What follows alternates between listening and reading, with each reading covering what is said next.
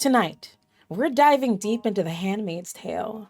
How a novel written almost 40 years ago became a critically acclaimed TV show that is disturbingly relevant to today's political climate.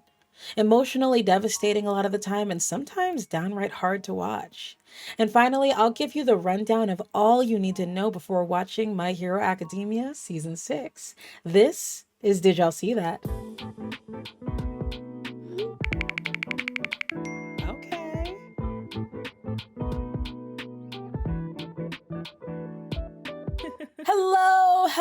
Hello, everybody. Welcome back. Welcome to Did Y'all See That? We took a pretty big break, but we are back. I am your host, Ngozi Maya, the Jingu Vtuber. Thank you all for tuning into the show tonight. We have a lot to get through tonight. It's going to be a good one, y'all. But first, the rundown. Tonight's episode is a popular culture episode. We're going to be exploring various relevant topics in modern media and just nerding the fuck out. Feel free to comment away throughout the show. I cannot promise I will be reading chat too closely, but I will try.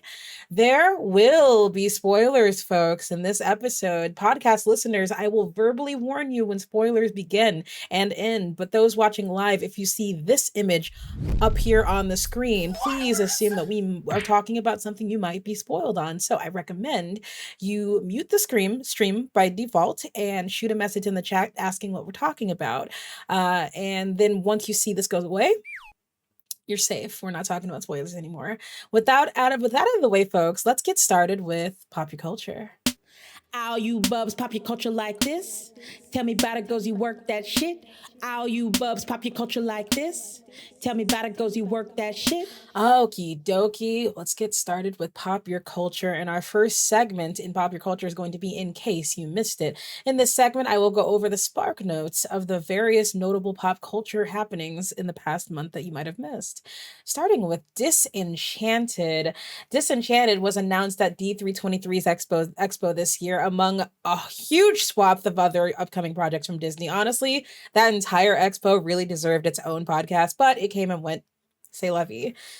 This long-awaited sequel to the 2007 movie Enchanted, which was starring Amy Adams, McDreamy himself, Patrick Dempsey, James Marsden, as well as her Royal Highness Susan Sarandon. Love her. It's about a Disney-esque cartoon princess named Giselle that gets teleported to the real-world Manhattan, which, if you've ever been to Manhattan, a Disney-esque fairy tale world, it is not. So you can imagine how her experience was when she was there. She falls in love with the sexy single daddy zaddy Robert, who is Patrick Dempsey's character, who finds her way through living in real life, and she kind of adjusts to it. And I think he's actually a single father, so there's also daddy vibes coming from him. The sequel is a time jump 15 years after the events of that movie. Giselle and Robert are married, and she's kind of becoming a little disillusioned with the city life, so she wants to get a little bit of that magic back, so they move to the suburbs. Unfortunately, the suburbs don't really catch her itch either, and something happens. We don't know what happens, but something happens that kind of jettisons the entire suburb area into a real life fairy tale, which turns out to be not so happily ever after. So this movie is coming out on Disney Plus on November 18th. So that's actually coming soon, y'all. Very excited for this. Matilda the musical has become a movie. This has gotten a little bit meta, y'all, because the idea is that there was a stage musical named Matilda that was based off of the book named Matilda, but is not to be mistaken to be related to the movie from 1996 that we all grew up watching. That's actually a totally different canon. So this is basically the book, stage musical based off the book, movie based off the stage musical. So I actually saw this musical back, oh god, a few years ago. It was a regional production of it. It was Equity, so it was a professional production, and I gotta say I hated it. Oh my god, that was not good. And I don't think it was because the production was bad. I think it just is not a show that like it's not really a book that really translated to a stage very well. That said, when I watched the trailer for it, I got a lot more excited about it. It looks much more appropriate for film than it was on stage. It's about a brilliant young girl who is neglected by her terrible parents, but she dares to take her story into her own hands. And there's some twists and turns and a big gotcha that happens later. I don't want to spoil it, but This is gonna make for a great movie, I think, because I liked the story. I just did not like how it translated on stage. So I'm excited about this. This comes out on Netflix on December 9th. The MCU's Blade is having problems, y'all. So Blade is a cult favorite Marvel character, mostly due to Wesley Snipes' amazing performance as the character in his own trilogy that happened back in the 2000s. People look on that with a lot of fondness, and for that reason, it's been hyped to hell, this movie. Not to mention, it's been a little exacerbated because we got a little bit of a cameo from Mahershala Ali playing the character at the in the post-credit scene of The Eternals. So the hype has been super high for this. Unfortunately, it seems like the production has been running into some catastrophic issues, from Mahershala Ali reportedly having a very, very unpleasant, extremely frustrating experience while on set, to the script being totally rewritten because as they tried to put it on film, they realized a lot of it wasn't working, to the movie being pushed back 6 more months going into 2024. It was supposed to come out at the end of next year, and now it's coming out in 2024. Very sad. We're very sad to see that we have to wait longer, but honestly, I say take all the time you need, y'all, because we want a good movie. We don't want a movie fast, we want it good. So this movie comes out in 2024 now.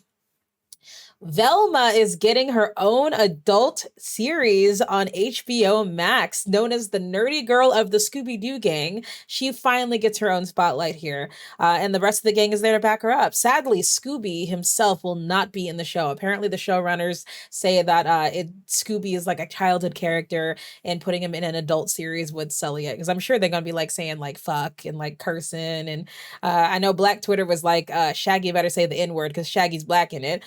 Good segue. The announcement made some more frustrating waves because the racist internet trolls trashed the hell out of the cast choices. For one, the lead, Velma, is cast by Mindy Kaling, canonicizing her as Indian, and people had problems with that. Also having problems with the fact that Shaggy is black and Daphne is Asian. So to those fuckers, I say, stay mad, bitches, because I stand it. We stand it, y'all, right? We stand it. Let's go. A new serial killer doll is on the loose. A new film called Megan, stylized as M3GAN, is coming out in January, and it's largely the same exact plot as Chucky, except a little bit more nerdy. A lot less supernatural, a lot more nerdy is in it. Megan is an AI-driven, ultra-realistic robotic doll that is designed to be a child's best friend. Sound familiar? And the parent's greatest ally. But when the doll becomes overprotective of the child she befriends, things turn a bit deadly. The trailer for this was actually super fucking cheesy. Like, I feel like you could go somewhere cool with this, but I think it looked a lot more like a bad Black Mirror episode to me. Like, I don't know, like on the par with the Miley Cyrus episode. I'm not saying that episode was like the worst of the series, because I don't think it was, but it was extremely cheesy, and those are the vibes I got from this. So I honestly, the only reason why I thought that this movie wasn't a joke when I saw the trailer was because Allison Williams is in it and she was in Get Out. So pretty biggish actor, probably isn't a joke, but either way, I'm gonna be going to see this, and if it's bad, it'll be a hate watch. If it's good, I'll be pleasantly surprised. And finally, a new movie called The Woman King came out last month. It's actually already out, starring the one and only Viola Davis. I haven't seen it yet, but I just had to talk about it on the podcast because it's giving Dora Milaje, Wakanda Forever, Black Girl Magic, and I am here for it. Let's go. To be honest, the story actually seems a little mid. I only actually watched the trailer and read a little bit of the synopsis, and it looks a little bit mid of a story. But the trailer really hyped up the crazy ass training sequences, the crazy ass fight scenes. And it's, I think that's enough to save the movie, to make it an entertaining experience. Even though the accents were a little cringy, like you could tell they were trying real hard to be like Wakanda Forever. But honestly, I've never seen Viola Davis in a role like this. So badass general training and leading an army of kick-ass ladies. I mean, what more can you ask for, y'all? I will be picking this up for sure. And that, folks, is In Case You Missed It. Let's move on to our next segment, which is throw it back. In this segment, I will take a series, and I will kind of take a really deep dive into the series, mostly going over the themes of the series. And the series we chose this month is The Handmaid's Tale. This is very timely because The Handmaid's Tale season 5 has been airing for the past like 6 or 7 weeks now, and some crazy shit's been happening. So I figured it was a good time to take a look at the show. It's about to end, by the way. They actually already announced that season 6, which comes out next year, it's gonna be the last season. So let's take a look in the show and see if the show still holds up. Let's talk about the premise. So, the premise of The Handmaid's Tale is a dystopian version of the United States that was taken over by a far right extremist group called the Sons of Jacob. It was very systematic. They basically systematically executed simultaneous attacks on the White House and Congress, and totally collapsed the US government in a very, very calculated attack. As a result, they were able to seize control of the government and over time start to put their regime in place, which oppresses women, takes rights away from virtually everyone except for cis straight men in power, mind you, cis straight men that are in power. Um, and it's pretty much a pretty exaggerated reflection on where our society today could go if we fucking let it. Like honestly, like the January 6th shits that happened in 2021, that is so scarily close to what this show is. It's not even fucking funny. So this show is very, very relevant. In this society, we follow a character named June. June is what is known in the society as a handmaid. And what handmaid's role is, that's one of the many roles that women have in the society. We'll talk about the roles a little bit later. But what handmaids do is their job is to um, get pregnant and by household. So they're assigned to a household and they are ritually raped. It's a ritualized ceremonialized ritualized act, but it is rape, and with the expectation that they get pregnant, and they're forced into this. These women did not choose this, they were forced into it. Basically, when society collapsed, they rounded up all of the women that had had children before to be forced into doing this, unless the women were already married to what are known now as commanders, who are pretty much the Sons of Jacob, the members of the Sons of Jacob who took power. Unless you're their wives, if you had a kid, you were forced into this. um June is our main character here. She has a swath of characters around her. She was married previously to before Gilead took place. It's called Gilead, by the way. I didn't mention that. Before Gilead took place, she was married to a man named Luke. They had a daughter named Hannah. Hannah was taken away from her, as well as all of the other women that were taken. All of their children were taken away from them and assigned to other homes. And it's really tragic. It's really tragic. The show takes place 8 years after that coup happens. So Hannah was about 4 years old. She's like 12 now. And the family she's been living with all this time is the only family she's known in that time. So she doesn't see June as like her mom anymore. And it's really frustrating and it really weighs on June. Like it really weighs on her emotionally. Um, and yeah, the women pretty much, the handmaids are not seen as people. They're seen as property. They're seen as something that commanders can own. Women, even the wives might be the highest tier of respected role for women in society. They're still subjugated by the men. They're still subjugated by the men in society. Women can't read, they can't write, they can't hold jobs, they have no rights whatsoever other than the duties, quote duties, that were placed upon them given their roles. Let's talk about her quote unquote household here. So at the top of the series, June is placed into a household called with the whose commander is Fred Waterford. They're called the Waterfords. In their household, Fred is married to Serena Joy. They don't have any kids. That's the reason why they have a handmaid, because they're trying to get kids, no matter how horrible it is. You also have Rita, who is their Martha, and Marthas are effectively maids, live-in maids. And you have Nick, who is Fred's driver, and he is a guardian. And guardians are effectively like a step below commanders. Like if they do their job really good as a guardian, they can get promoted to a commander or and get married and stuff. Um, this household is extremely toxic. Um, Fred has a very horrible inappropriate relationship. Like he uses his power. He uses the power he has to coerce June into a relationship with him. She doesn't want it, but she has to do what she has to do to survive. And that's what happens. He is kind of ranked a little bit high up in Gilead, and he's ambitious and shit, so he's like not even really paying attention to what happens in the house unless it has to do with him taking advantage of June. Notice I didn't call her Offred. Basically all of the handmaids are stripped of their names. They're stripped of their real names, and they're called OF of the man's name who they get assigned to. So his name's Fred.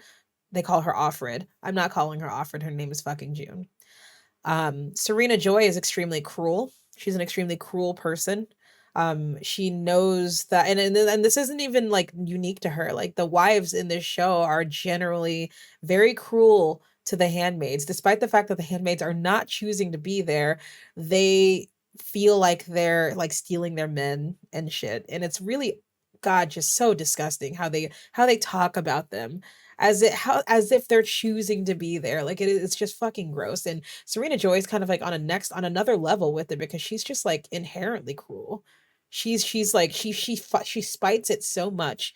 She harbors so much resentment in this Gilead that she helped build, by the way. She helped build it. Her basically all of the roles of females, of the women in the show, were kind of shaped by her because she wrote a book. She was an accomplished novelist, accomplished writer prior to the Gilead happening. She can't do that anymore because she's the reason why they took their ability to read away. But she wrote a book about like what women's places should be, and she had a very integral role in building Gilead. And she's like trying to convince herself that it's the right thing to do, but she harbors all of this resentment for getting all of her rights taken away. She doesn't get to be the face anymore. It used to be before Gilead, she was the breadwinner and Fred was the bitch, and now like it's the roles are reversed, and she resents him for it because he's an idiot. He's a fucking idiot, and she's the smart one, and she has to sit in the background and be quiet while he makes dumbass choices. I'm not gonna defend Serena because she's complicit in it. The fact that they do that ceremony every month, she is complicit in it. She holds June's arms down. All of the wives do. They made that a part of their ceremony to hold her arms down while it's happening. Every wife in this fucking society is complicit. They are equally as much of a rapist as the men. And it's funny because the show really, especially with Serena Joy, really tries to kind of put a human face on them. And I'm like, no, they don't get excused from that. I'm sorry, they don't. They committed just as many crimes as the men in that country. So they should deserve the same condemnation as the men. You feel me? So let's talk about Luke. We already talked about Luke and Hannah a little bit. This is Luke and Hannah, their family. Basically, the very opening moments of the show are Luke, June, and Hannah running for their lives, trying to get the fuck out of the United States because the writing's on the wall. They're gonna take her. Like like it's gonna be bad if they stay. So they're trying to escape to Canada. Only Luke has a visa. She couldn't get one, and neither could Hannah.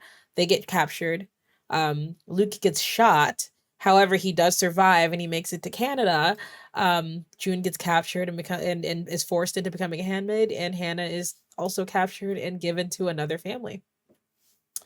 There's a couple of other folks in June's life here. Moira, who's on the right here, is played by Samira Wiley, is her best friend. Her best friend, I think from college is when they met.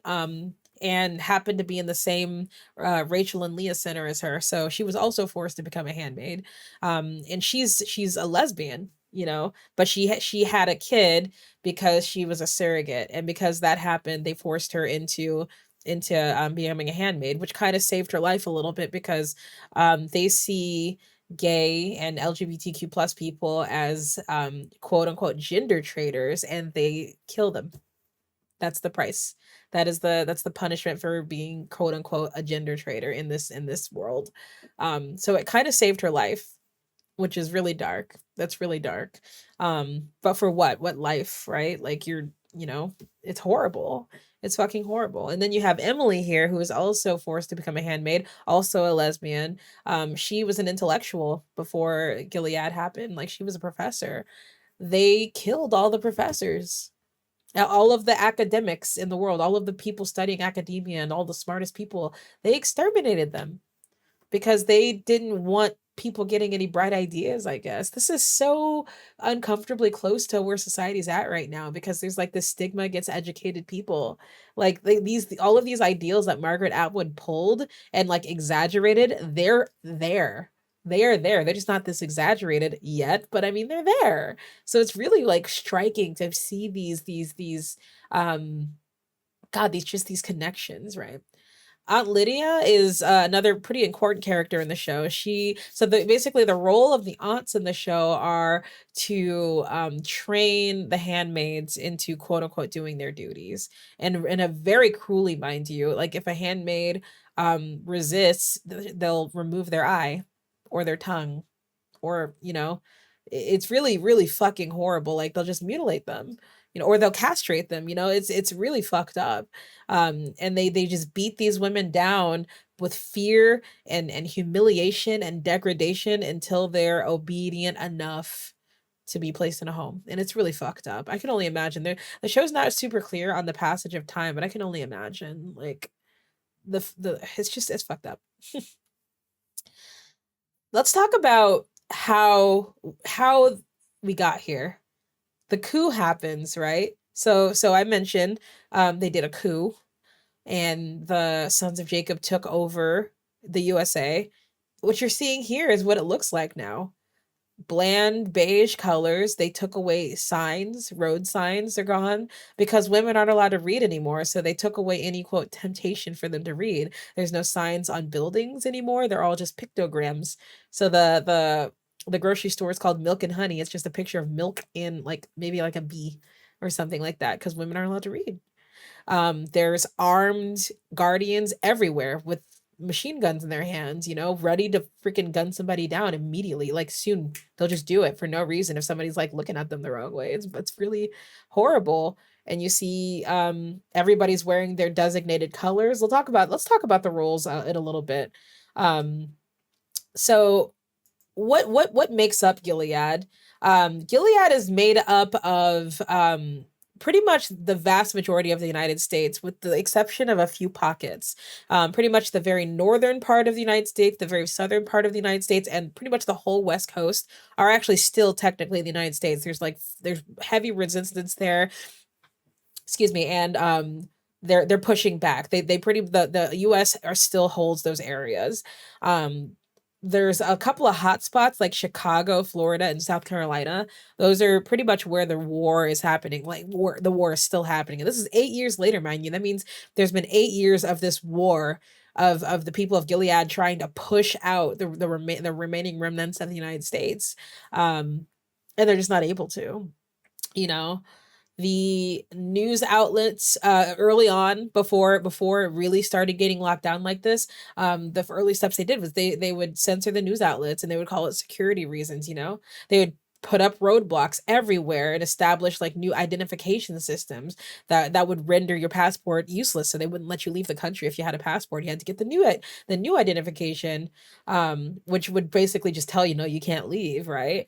Like, the bank accounts of women were all just suddenly seized and turned over to their closest male kin. So either their husband, or it could be their brother, their father, I think even their son. It's just, they can't be a woman, right? Women couldn't own property anymore. They could not hold jobs anymore. And then it really escalated from there when they started executing these systematic genocides of marginalized groups that they deemed undesirable by Gilead law. In the novel, it goes a little bit further, because there's a racial aspect in the novel. They actually address race, and they kind of exterminated everybody that wasn't white in the novel. They omitted this in the TV show, and we'll talk a little bit about why a little bit later. But yeah, it's pretty much, they totally transformed they took over a sovereign country and transformed it into something else. It was unrecognizable. Let's talk about some of these class systems, these societal roles. They're based on gender and class, primarily gender. At the end of the day, men are they have rights and women kind of don't. At the very highest rung of the society are the high commanders. The high commanders are members of a special council that sits in Washington, D.C., that serves as the governing law of the land. They get to choose what legislation happens, right? There's commanders all over the place that have their own local power, but when it comes to like global, national laws for Gilead, they're pretty much Congress. If Congress was being is if Congress was like the only body of the if there was only one branch of the federal government, that's what they are, right? The next level under that is just normal commanders. Commander Waterford is one of those normal commanders. They also have kind of a hierarchy because Commander Waterford is remarked to have a lot of power. He's just not a high commander yet. And commanders have kind of absolute power over their immediate like local areas. That said, they're still subject to Gilead laws when they choose to enforce them.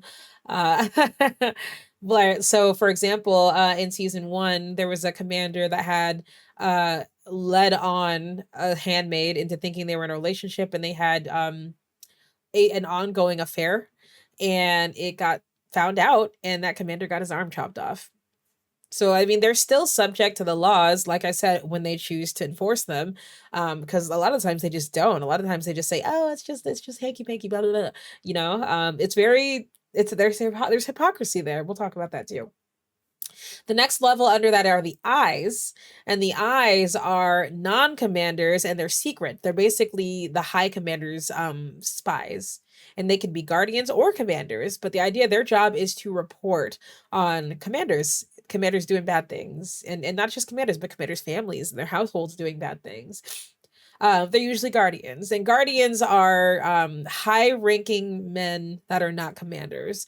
They are usually drivers or guards, the armed guards, escorts, things like that. Kind of the grunt work that commanders don't want to do.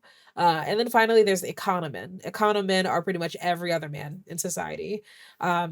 And they don't have a lot of rights either. Like they're actually I would say that the econo people are probably even below handmaids in terms of like how they're seen in society. They're not revered at all. They're seen as disposable. Let's talk about the women. So that's the men. Talk about the women. The highest rung of society for women are wives.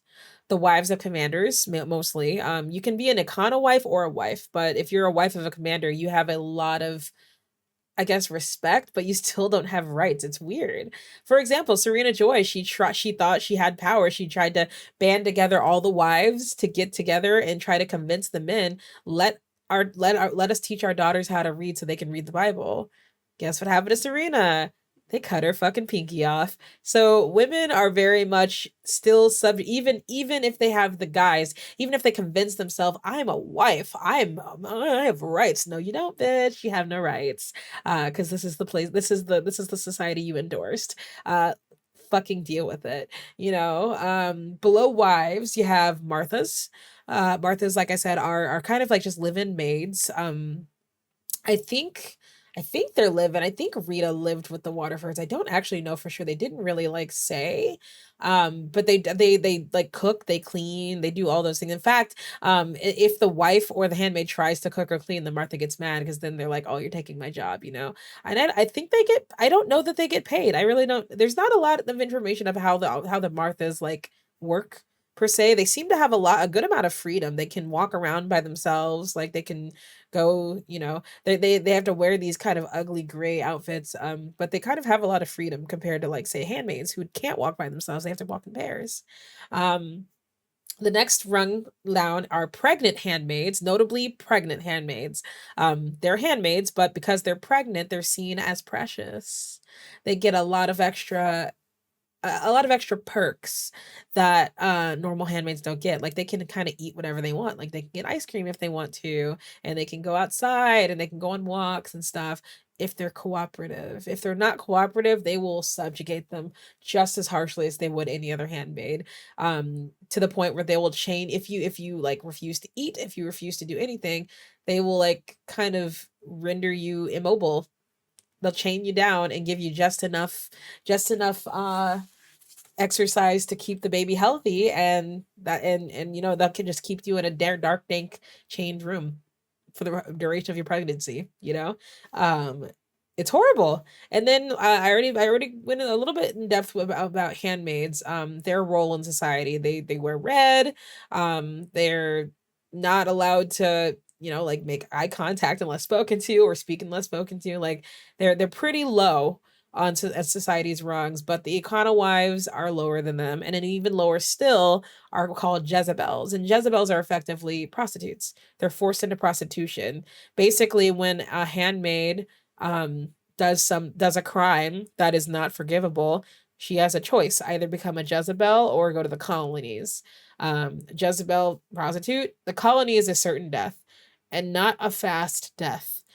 Basically, there was a lot of nuclear warfare early on in the war that rendered a lot of the United States totally irradiated and unsafe. And so they call them the colonies. So they send people there, mostly the quote unquote unwomen. Um, they send them there to, like, cultivate the land and make it, like, usable again. But as a result, they get exposed to extremely dangerous amounts of radiation. And they die over time. And it's really fucking sad. My nose is really congested. Let's talk about some of the themes. One of the biggest, most in your face theme in the show is the unrelenting oppression and subjugation of women. I've already told you about a lot of it. They strip everything away from them, especially the handmaids: their name, their history, their children, their dignity. Their dignity. Like, and it's the reason. It's one thing I wonder, because it's funny, like the Testament, if you've read the Testaments, that takes place like 15 years after the events of the first book. So, like, something like 20 something years after the coup happened.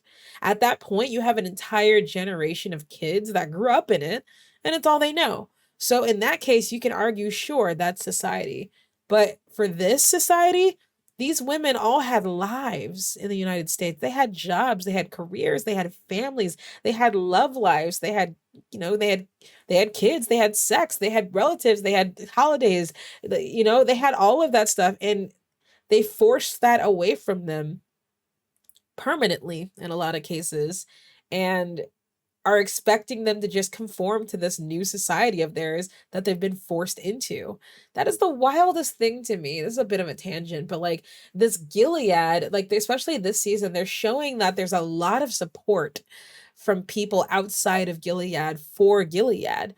Why force people into this? Why force them? You know? It makes no sense, because you have all these people that are happy to willingly jump in and join. So let them join. Why force people into this? It's fucked up. And the mirror this is holding up against society, all of these rights and everything taken away from them. Think about a few months ago, guys. Roe v. Wade got overturned, and that was the first time in United States history that a right that was given to us, guaranteed to us via the Constitution, by the Supreme Court, that was taken away from us. It was the first time a right was taken away. That is a really, really dangerous precedent, and this is how it starts. The hypocrisy of the men in charge. So I mentioned that the men are even subject to the harsh punishments of Gilead, but only when they decide to enforce it. They use the Bible to justify their agendas, to commit atrocities and genocide and enslavement and ritualized rape and mutilation. They use the Bible and interpret it in ways that try to justify. And they actually, there's even, like, there's a sense there, it's suggested in the novel specifically that the Bible verses that the aunts are reciting to the handmaids in the Rachel and Leah Center like, June is pretty sure that is not the exact wording that was in the Bible, but she can't verify it because they won't let her read. They won't give her a Bible to read. It's fucked up. It's propaganda. It's funny, this religious propaganda that they peddle and that they've built this entire society on top of. The men of the society that are at the very highest level don't even fucking believe in it. They don't even believe in it. And it's funny, like, the whole first 4 seasons, like, we kind of got the idea that they didn't believe in it, of course, because they're doing all these debaucherous shits. But in season 5, they outright said it. There was a meeting between the commanders, and they like all but said, that's not real. Like nobody's actually like looking at that. Nobody's actually following that. And I'm like, that's just such a slap in the face. It's such a slap in the face to everybody in that society that they've been hammering all of this ideology into through trauma, traumatizing them into believing all of this and like buying into it. And they don't even fucking believe it themselves.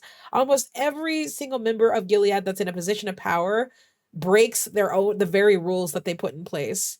And they kind of justify it as like, oh, it's just this isn't meant to be literal, it's meant to be rhetoric. Like it's just it's hypocrisy and abuse of power, and they know it, and they don't care because nobody's gonna hold them accountable for it, right? It's fucked up. Let's talk about the power dynamics in the show. Power is a very, very consistent theme throughout the show, and there's a lot of different forms of it. The first one I want to talk about are the commanders and the other commanders, especially high commanders. There's a lot of bootlicking involved here because it's not a clear hierarchy because we don't understand what the hierarchy is other than high commanders versus commanders, but there is a hierarchy. And a lot of the interactions between the commanders in the show are like kind of just showing how long your dick is. It's commanders putting other commanders in their place, as well as commanders trying to be ambitious and rise the ranks. Like Fred Waterford, we see him very ambitious the entire series, trying to get to the highest level, right?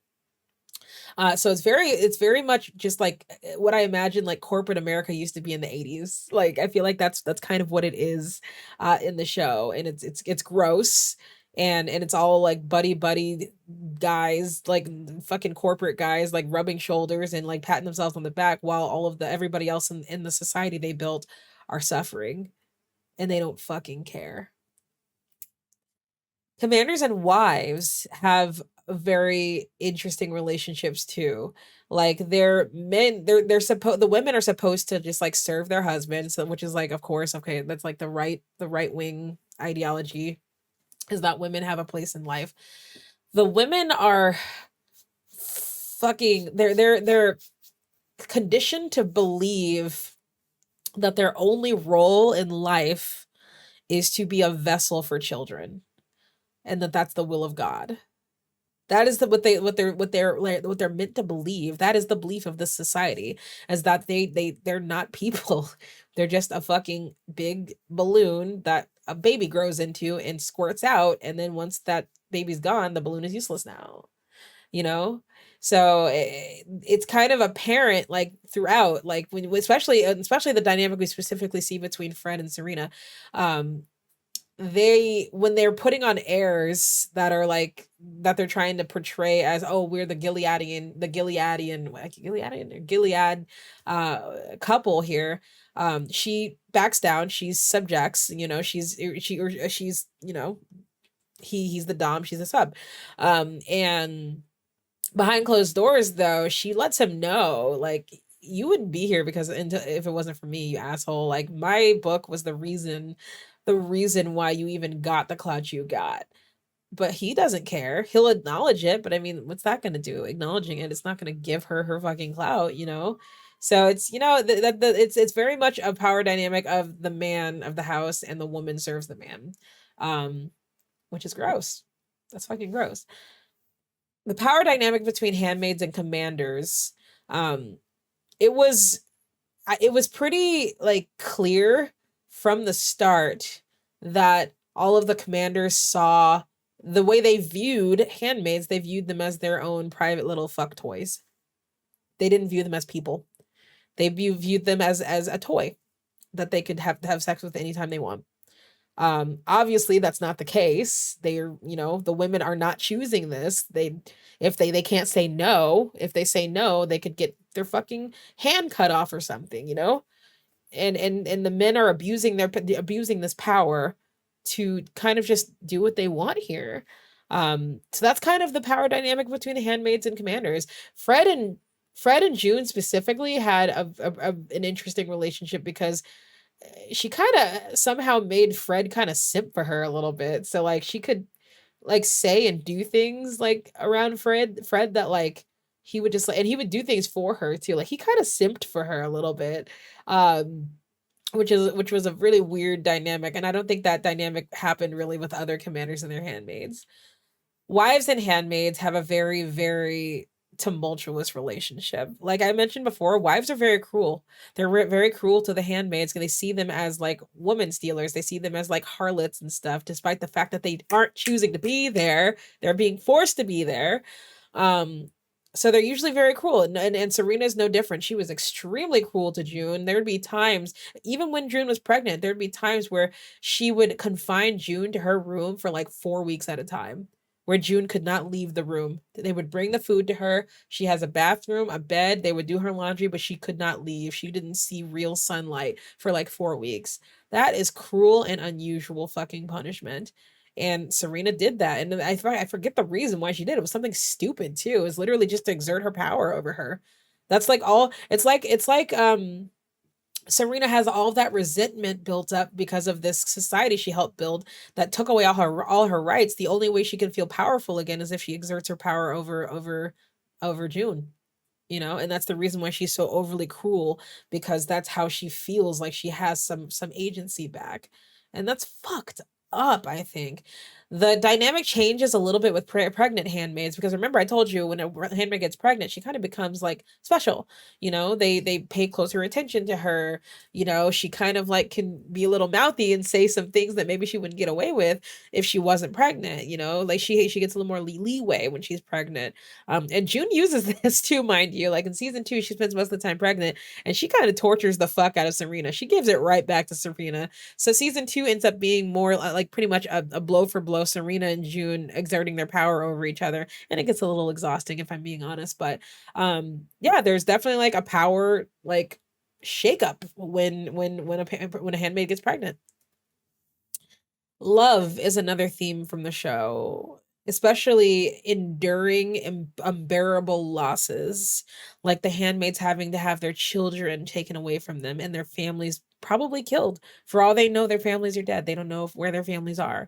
And in all likelihood, they are. They are dead. Also finding love where you can. In this case, it's June and Nick.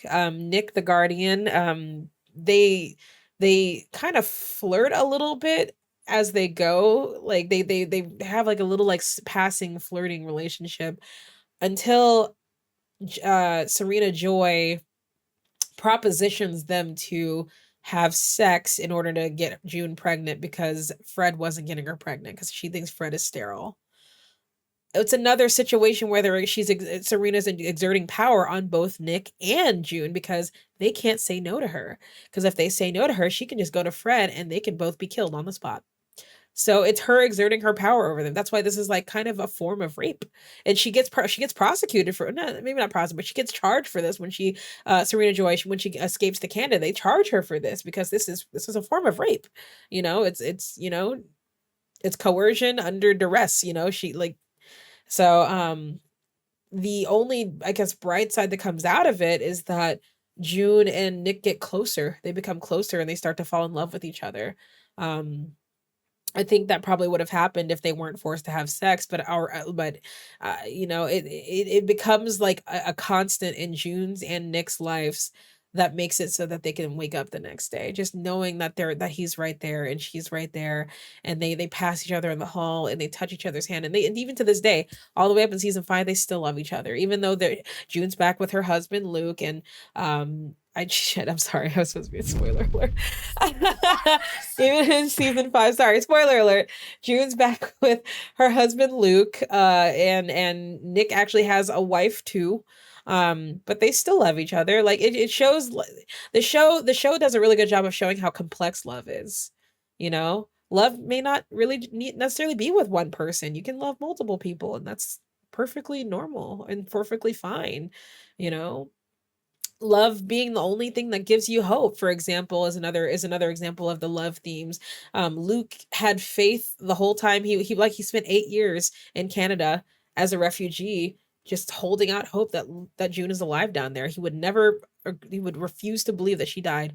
He would just hope and love, and that love gave him faith, and for his daughter too, for Hannah, that love gave him faith that they were both alive somewhere.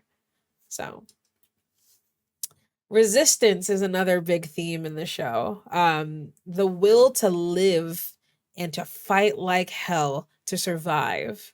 One example of this is Moira. When Moira, she tried to escape while they were still at the Rachel and Leah Center, and they sent her to become a Jezebel. So she was a Jezebel for a long time, which traumatized the hell out of her. And so eventually she and June cross paths, and June finds that Moira kind of gave up a little bit, but June kind of kicks her ass a little bit and says, no, you're Moira, man. You don't fucking give up. You need you fucking survive. You fight. And that empowered her to escape Gilead. She fucking did it by herself. She fucking escaped Gilead, you know? And in season 3, when June like works, there's that whole subplot of June sneaking out 84 kids out of Gilead so they could get reunited with their families in Canada. You know, off, and also pictured here, Off Glen, I forgot her actual name, but Off Glen, she was originally pretty pious, like pretty much after Emily was sent away to the colonies. This woman became kind of replaced her as Off Glen, and she was extremely pious and extremely trying to just follow the rules because and this is what she said, was prior to Gilead she was a prostitute and lived on the street. So this is like a better life for her, so she's trying not to fuck it up. But even she goes to the end of her end of her length, because there's a moment where the handmaids are being asked to stone one of their own, and she refuses to do it, and they cut her tongue out. And that was like the last straw for her.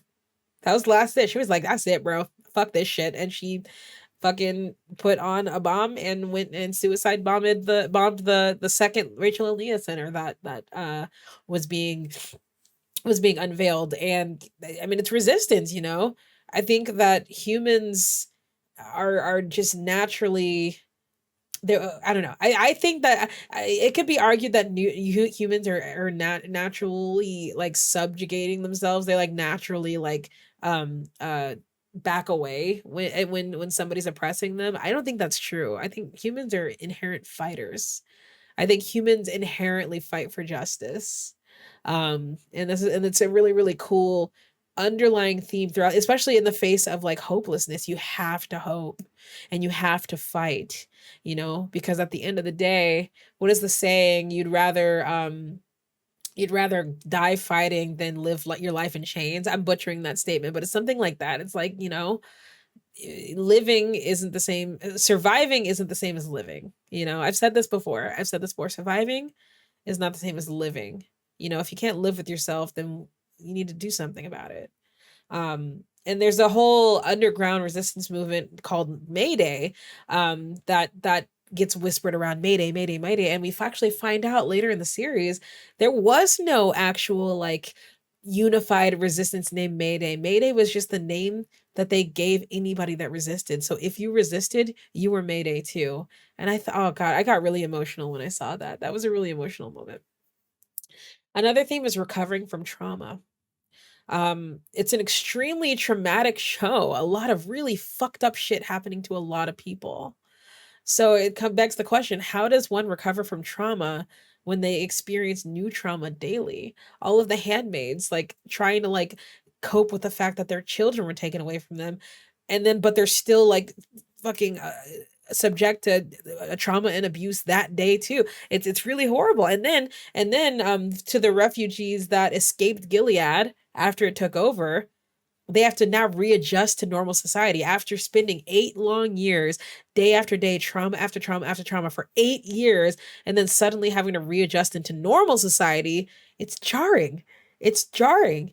You know, it's hard. And especially if their loved ones are out in Canada and they reunite with their loved ones, they might not be able to be ready to see them yet. You know, they might be hearing for the first time that their loved ones are even alive. It's extremely jarring, you know, and it takes a lot of time and it takes a lot of patience.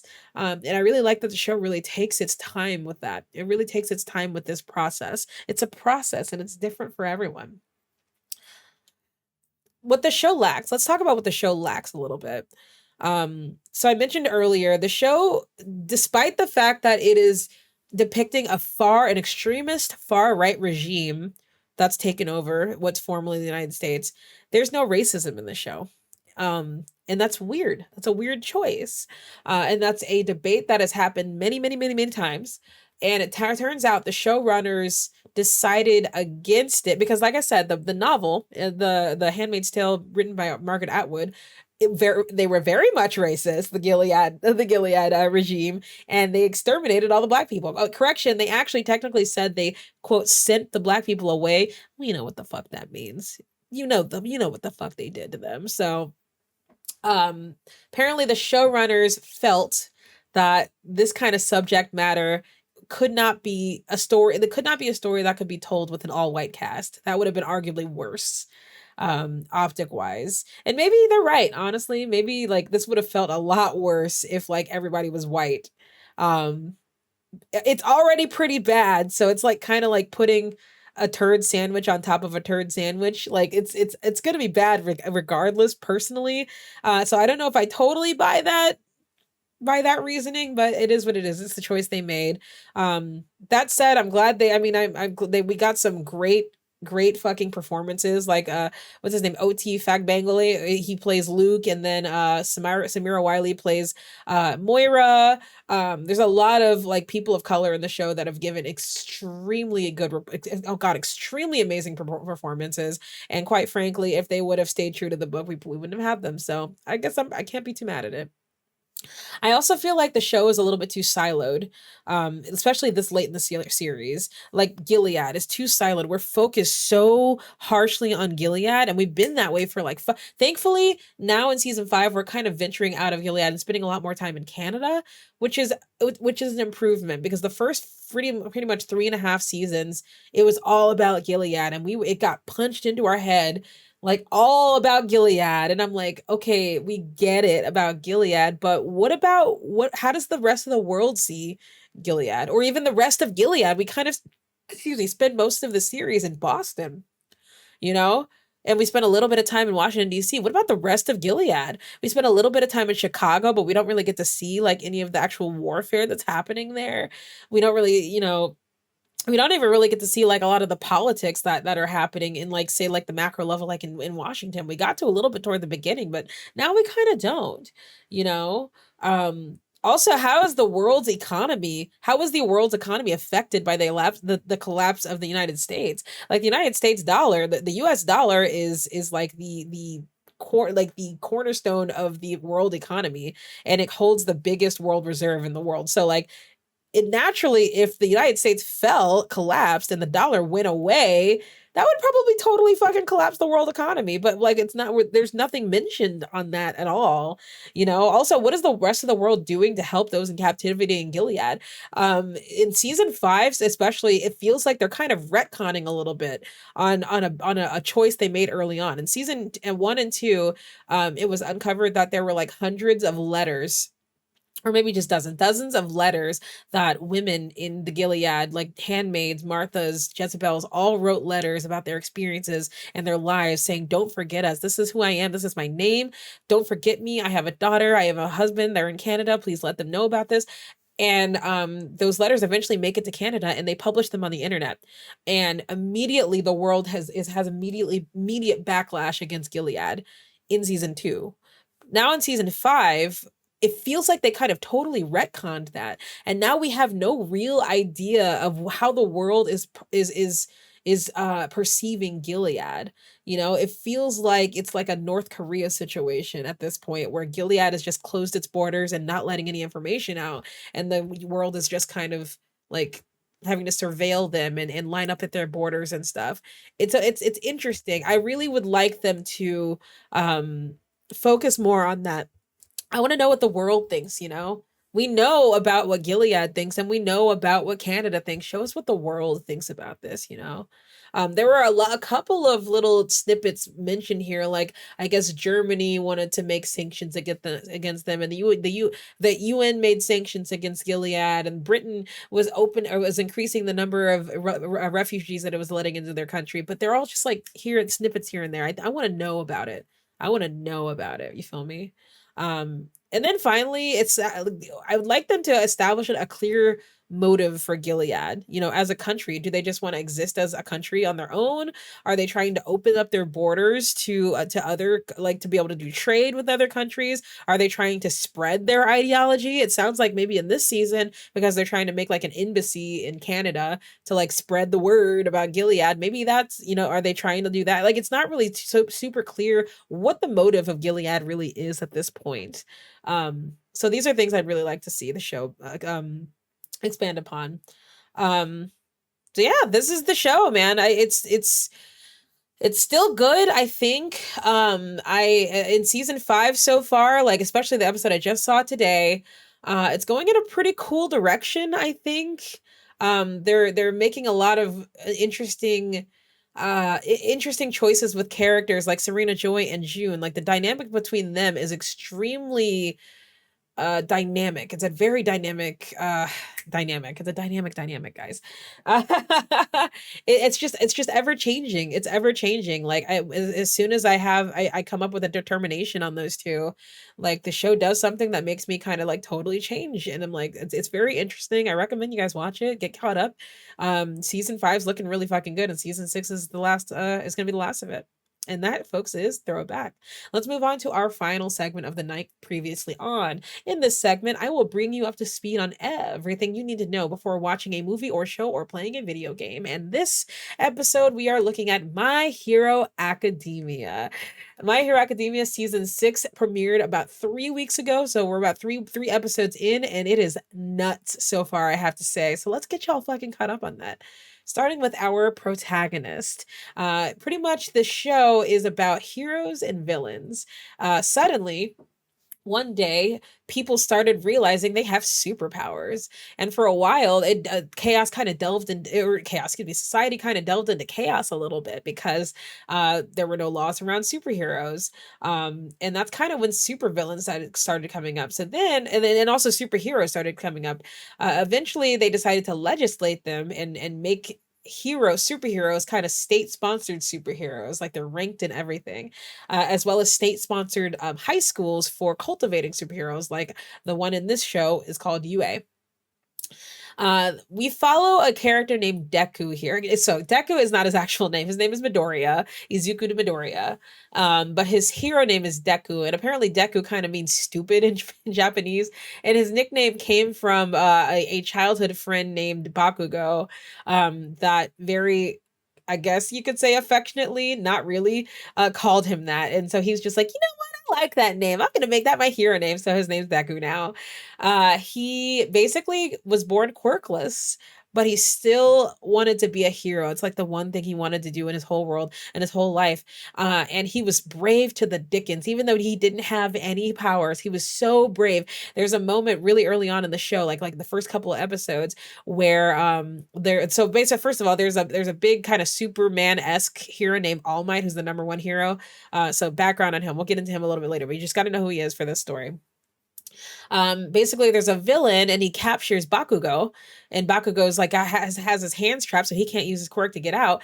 And Midoriya goes up and, like, even though he doesn't have any quirks, he ran right into that villain and saved Bakugo's life, at the expense of himself.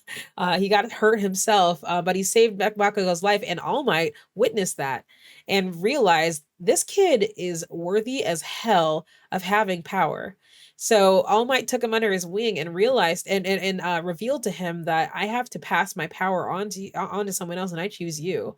So he passed his power one for all to Midoriya, and now Midoriya has a quirk. And it's a special quirk that can get passed to people. The way you pass it is by eating a hair. It's really weird.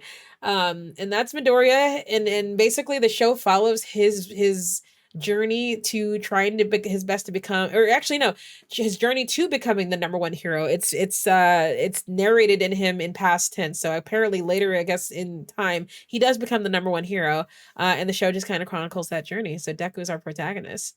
Bakugo is his friend, so this is Bakugo, and his quirk is to be able to create combustion with the sweat coming out of his hands. And I think his sweat all over his body, but his sweat is effectively nitroglycerin, so he can create huge explosions from it. He's a hothead. He is a hothead. He's always angry. He always is like wondering like, why the hell am I with these plebs? I'm the best hero ever.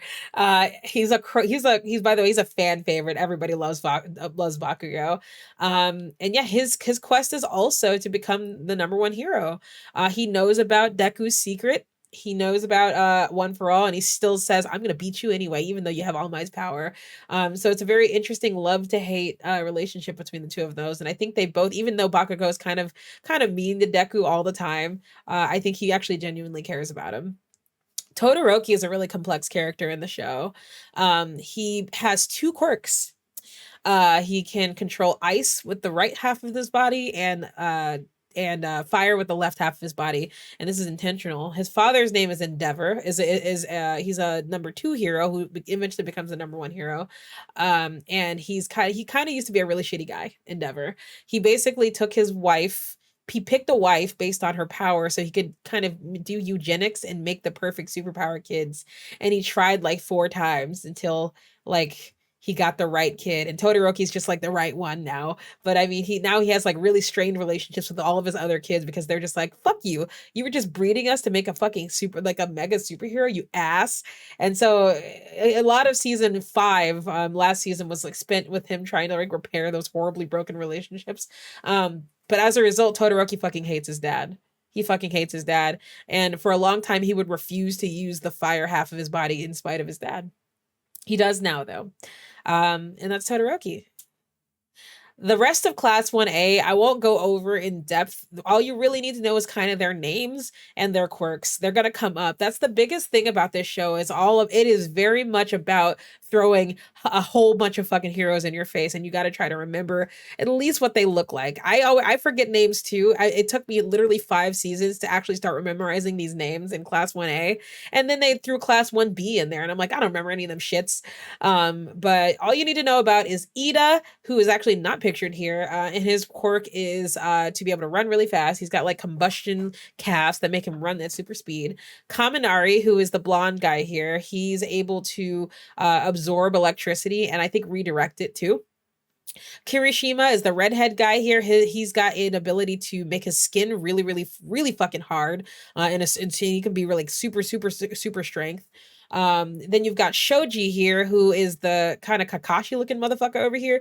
And his ability is to be able to grow extra limbs on his body, including body parts. So he's very used. The reason why I say you should memorize him is because he's actually a very useful recon hero. He's able to like have eyeballs to be able to look all the way around and ears to be able to hear supersonic earring, and he can like grow extra limbs to like pull himself places. He's very much a recon. I want to call him a recon legend, but this is an Apex Legends now. He's a recon hero.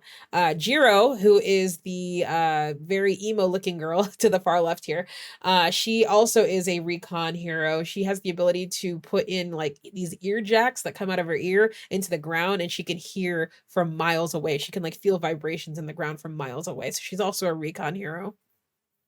Tokoyami, who is the bird guy down in the bottom right, is basically a shadow guy. Like he's basically, I agree. Tokoyami is like my favorite. He's honestly my favorite. Every time he's on screen, I was like, oh my god, I love Tokoyami. He's awesome.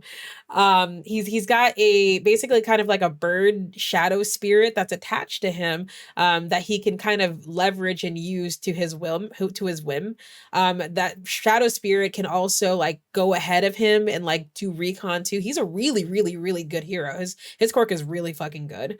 Mineta, I only include Mineta here because they always find a way to use him. His fucking quirk is literally to pull out sticky balls from his head. That's his quirk.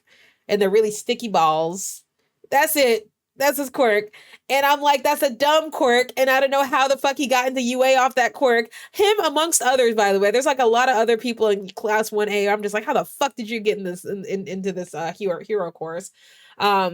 I only include him here because he has a lot of lines in the show, because he's like a cringy fucking simp guy that like is super perverted and shit. And he's a coward and he has a lot of lines. I think he's comedic relief. So you need to know who he is. And then finally, Yaoyorozu, who is the very serious looking lady. Actually, I had totally fucking forgot about Uraraka too, but we'll talk about it in a minute. Yaoyorozu is basically the super smart number one lady in the class. She's like if they were had a valedictorian, it'd be her. Her quirk is to be able to materialize any object she can think of from the calories in her body. So she has to like eat a lot of food, and then she can like literally pull out like an 18th century cannon from her chest.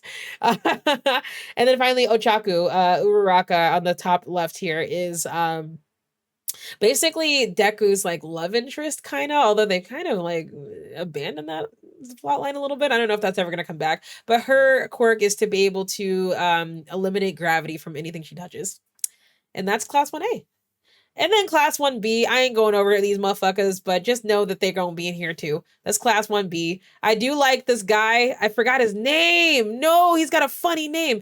This guy right here. Oh no, his first and last name were like the fucking same, and I totally forgot his name. But he's pretty much the same exact quirk as Kirishima, and they like are besties slash frenemies. Like they're adorable, and he's the only one I care about. All right. And the teachers, I'm not going to go over all these teachers, but the ones you really need to know about are Eraserhead, who is the real emo looking guy that's kind of looking like Gaara a little bit, a black haired Gaara. He's Mr. Aizawa. He's the teacher of class 1A, and his quirk is the ability to erase somebody's quirk by maintaining eye contact. He can like cancel out your quirk. Very, very good skill. Present Mike is the guy over here that's his hair is taller than everybody else. His ability is to be able to talk really loud. Like supersonic, like he can like do a lot of decibels and deafen people. Miss Midnight on the far right here, she actually just revealed her quirk. I did not know what her quirk was this whole fucking show. Her ability is to put people to sleep. She like secretes like a little fairy dust from her body. I don't know where from her body, but she secretes a fairy dust that puts people to sleep. Who's that? Is that Jigglypuff? She's Jigglypuff. She's Jigglypuff. She's Jigglypuff. And then finally, Cementos is the big cement looking guy over here, and his ability is to make is to change the chemical. Not even the chemical. It's to change the physical state of cement. He can make it into liquid or solid. And those are the four that I say you should pay attention to because they've already proven they're already doing some shit in this season. So just remember those names. Endeavor is Todoroki's father. I already talked about him. He's like another hothead. He's a total douche. But weirdly, like something you'll notice about this show. This is a bit of a tangent. Is that even the most like the most assholey ass hero characters that seem like they're total fucking assholes, they're still good. They still want to be a hero. They're on the good side. They seem like a villain, and he really seemed like a villain because of the fucked up shit he did, like pretty much performing eugenics on his kids. That was fucked up, but he like genuinely wants to be a hero, you know, and he becomes the number one hero after All Might retires. And he kind of has like a really epic battle in season 4 over it. It's really fucking cool. Hawks is a pretty important character too. His quirk is to be able to, oh, by the way, Endeavor's quirk is just like fire, super fire. Hawk's quirk is to have these big old wings, and these wings he makes them so he can fly, but his feathers are also super fucking sharp, and he can like shoot them off his body and like stab people with it. He can actually even like pull one out and make a big sword out of it. He's also kind of a recon hero. He's actually also very notably undercover. So something that happened last season is there's the emergence of the Paranormal Liberation Front, which is an accumulation of 2 other villain groups, which we're going to talk about shortly, that decided to band together and work together in destabilizing the world's hero system. And he infiltrated them, and to be able to stop them. He's undercover as a hero. He is still a hero. We didn't know, by the way. We really thought like, oh my god, is Hawks evil? No, he is not evil. He is just undercover. And he fed the information back to the heroes so that they can strike, so that they can strike their base. All Might was the number one hero for a long time. He was the I think 7th holder of One for All. So One for All is the quirk that he passed on to Midoriya, and it's a quirk that gets passed on from person to person, and it changes every time it goes to a new person. So if that person already has a quirk, it'll like enhance that quirk and then kind of pull that quirk into One for All, so that the next holder of One for All can like get that quirk too. For example, last season, Midoriya got access to a new quirk called Black Whip. And Black Whip is effectively just like this like dark matter whip that he can use to like be kind of Spider-Man pretty much. It's a really fascinating thing. Honestly, One for All isn't even totally like revealed to us yet. There's a lot left. It is really still very much a mystery. But all you really need to know is that All Might is a guy. He has not appeared in season 6 yet, and he really didn't appear much in season 5, because he's retired. And yeah, so you really just need to know he exists. He used to be the #1 hero. He's the one that defeated All for One. We're going to talk about All for One next. But All Might is the only person that could stack up to All for One. Let's talk about All for One. All for One was previously the most scariest, most like fucking holy shit fucking villain in My Hero Academia for a long time. He basically rose to power back when quirks first started like appearing, and there were no laws or legislations about it or around it. So all of the heroes had to band together and put those processes in place so that All Might could defeat him. All Might did previously defeat All for One, but he kind of didn't kill him. So All for One, over the next X amount of years, regained his strength and struck again, and All Might had to fight him again. But this time, that fight forced All Might into retirement. But it did kind of put One for All or All for One down. I think permanently. I don't know if it killed him. I don't actually remember if it killed him. We haven't seen him since, really.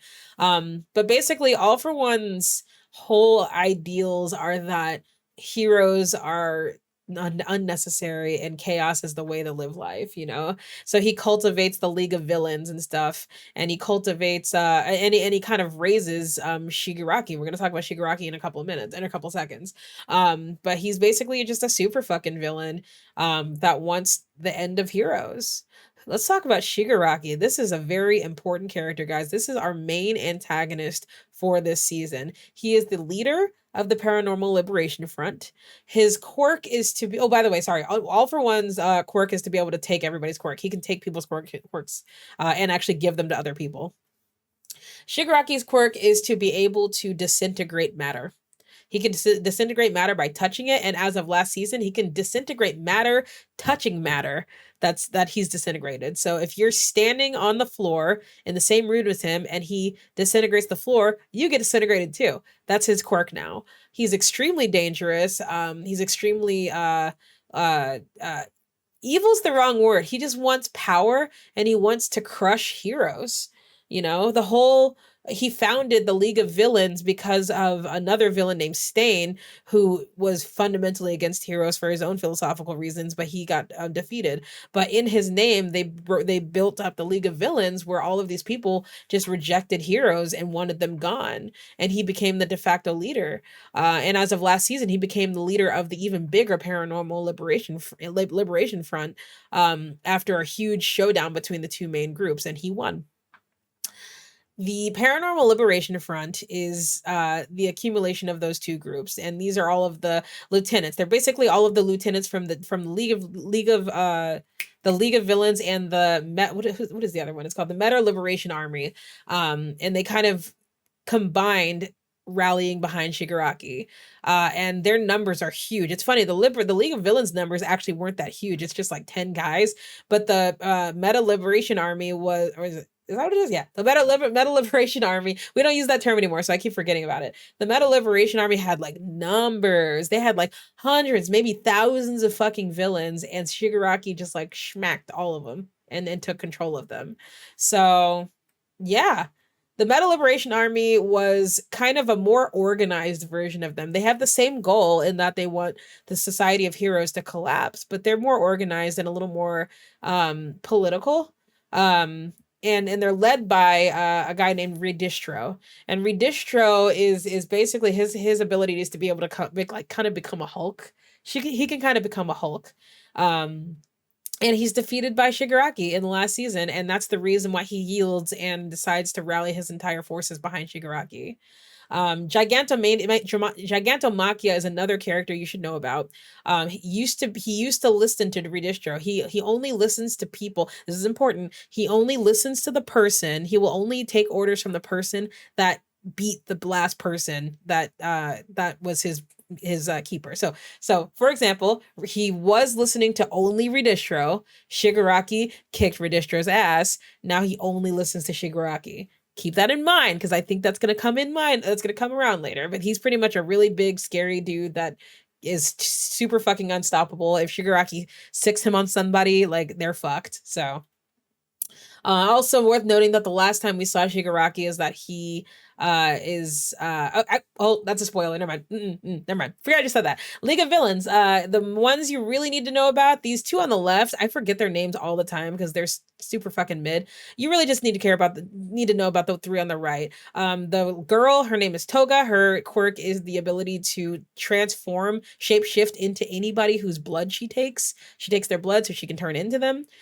Twice is the next guy over. His ability is to make he can make like countless limitless copies of himself, tangible copies of himself, and he can like very easily outnumber an army all by himself. And then finally Dabi, who his ability is to do fire. He does blue fire, and he's hot. And that's all I'm gonna say about Dabi, because I got spoiled about something and I'm not gonna spoil you guys for it, so we're gonna just move on from Dabi. Dr. Garaki is the scientist that All For One hired to basically create what's called Nobus. So Nobus are, well, let's actually talk about Nobus. Nobus are effectively living corpses. They're villains that volunteered to be loyal to All For One, and he basically turned them into these zombies that have no free will. Giving them all of these quirks like super regeneration and super speed and all of these things to make them unstoppable killers that only listen to All For One or Dr. Garaki. So that's what the Nobus are, and Garaki is the mastermind behind that. He's like perfected the art of passing quirks from one another even without using All For One. And that's actually the last thing we saw him doing is with Shigaraki, is making Shigaraki stronger, and giving him more quirks and giving him more quirk juice and like transforming him into a much stronger version of himself. And that, folks, is Previously On. That's kind of everything you need to know. You can probably start My Hero Academia season 6 right now, and you probably aren't going to be missing anything. That's all you kind of need to know. And with that, folks, that is the end of our fucking podcast tonight. Thank you so much. Thank you so much for hanging out with me tonight. This episode will be published on all podcast platforms by Monday, as well as a VOD. There'll be an edited VOD that'll be up on my YouTube, so feel free to check that out. Thank you so much for watching, folks, and I hope you have a good night. All right, y'all. Bye.